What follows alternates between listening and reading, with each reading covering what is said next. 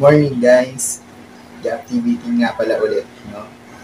Today, share ko naman sa inyo is about naman sa variety of foods and kung anong routine ang ginagawa ko sa mga alaga ko.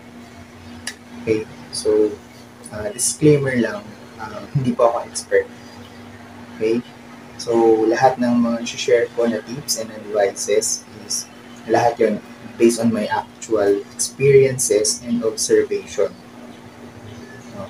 And hopefully, napanood nyo na pala yung episode 1 and 2 para hindi kayo mahuli, no? Dahil naka-sequence nga yun based sa mga ginawa nating content. So, let's start. Yan. So, guys, ito. So, ito yung gagamitin na lang nating sample for today's activity. Kasi yun nga, for ano tayo, no? Papakain tayo. So, ito nga pala yung feeder natin. Nanganak na siya, guys.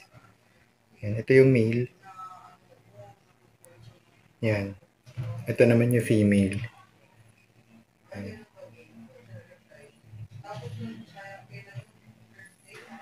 So, kakadrop lang din, guys. Siguro, madaling araw to nung kahapon. Or ano. Hindi ko lang sure yung exact time, no? Kasi pag silip ko, meron na siya eh. May fry na lumalangoy. So, yan. Yung baby nila, guys. Ito. Yan. Yan, guys, yung gagamitin nating sample.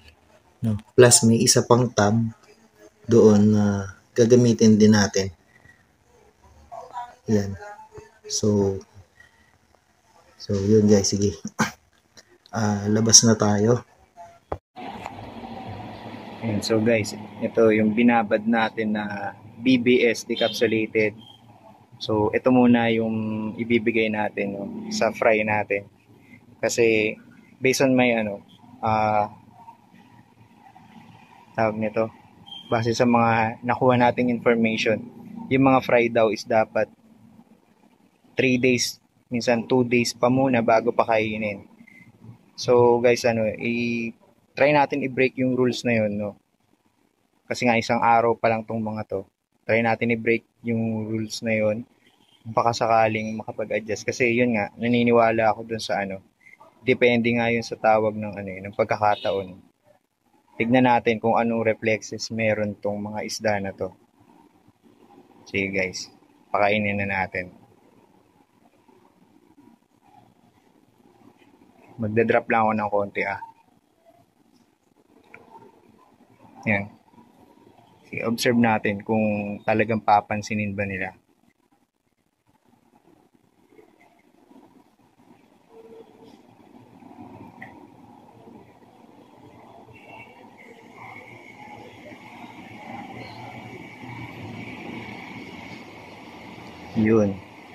Yun guys, so ayun nga, no?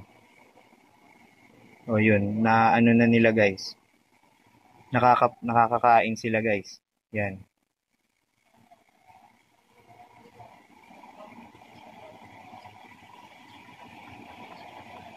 Yan. So yun guys, no, yun nga. Gaya nga nung nasabi ko din dati, hindi natin makokontrol yung niyan. Yung mga instinct na meron yung mga hayop guys, no. Sige pa, try natin ulit to. Yan. Yan. So medyo curious pa yung iba pero marami nang kumakain. Ayan. Numpisa na talaga nila. So yun guys, no, success. Napakain natin sila within 1 day kagad. So observe na lang natin yung yung latak ng pagkain nila. Yun na lang yung lilinisin natin. Buti may cleaner tayo guys, yung dalawa nating snail. Yan. Sila yung tutulong na maglinis ng pagkain na latak na hindi mauubos nitong mga to. So yan, curious pa din sila pero ayan, nag-uumpisa ulit silang balikan yung mga pagkain. Yun.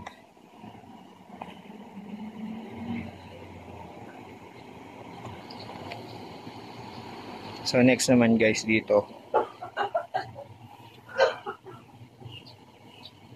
Yan. So ito naman guys yung ano natin, albino tsaka P-dirt. Yung isa guys wild red to eh. Yan. So pinagsama ko muna lahat ng male.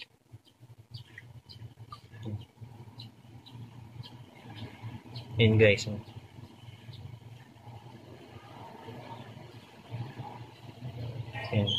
So yan guys, kumakain din sila lahat, no. Actually wala pa naman silang hindi napapansin pagdating sa pagkain. Kasi yan, lahat nung yan guys. Pag magsuswitch ako, halimbawa, BBS decapsulated tapos pellet. Pag 2 days ito, next day ito naman. Minsan umaga to, ito gabi. Ganun. Pero pag magsuswitch ako guys, paunti-unti lang talaga. Yung sakto lang na kaya nilang ubusin. So yun guys, no. Ito nga pala yung variety of foods. So first meron tayong BBS hatchable, no. Ano nga pala to guys? Live foods yung laman nito. Bali itlog siya, pero yung process niya is yung ibababad niyo siya sa tubig, then titimplahan niyo siya ng asin, and nangangailangan din siya ng aerator, no. So bakit kailangan din ng asin? Kasi guys yung BBS ano siya, saltwater crustaceans, no? Kailangan din guys ng aerator nun. So i-observe nyo lang siya mapisa ng at least 24 hours or maybe 36. So depende yun sa hatching rate. So next naman guys yung decapsulated BBS natin, maybe brine shrimp. So ang kinaibahan naman nito guys is dried na siya. So baga labas na siya doon sa shell. Malinis na to. No eggshell na yan. So ready to feed. Mostly naman ang ginagawa dito is binababad sa tubig ng at least 3 to 5 minutes or maybe 5 to 10 minutes. So depende sa requirement, no, kung paano sila, kung ano yung familiarity ng isda sa kanila kapag ipapakain nyo. So yung iba kasi kung hindi ito yung ginagamit nyo, pwedeng manibago dahil iba yung gagamitin, no. So next naman guys, itong spirulina. So to control diet, no. Siyempre sa tao hindi pwedeng puro karne at masasarap na pagkain lang. Kailangan din ng gulay. So sila lumot yung diet nila. Yan. So mostly guys ginagamit ko to pag uuwi ako ng province kasi inaabot ako minsan ng 3 to 4 days. Yun yung pinaka max, maybe 1 week. So yun yung max. So ang iniiwan ko sa kanila talaga is ito. Siyempre nag-a-add din ako guys ng ito, wait lang.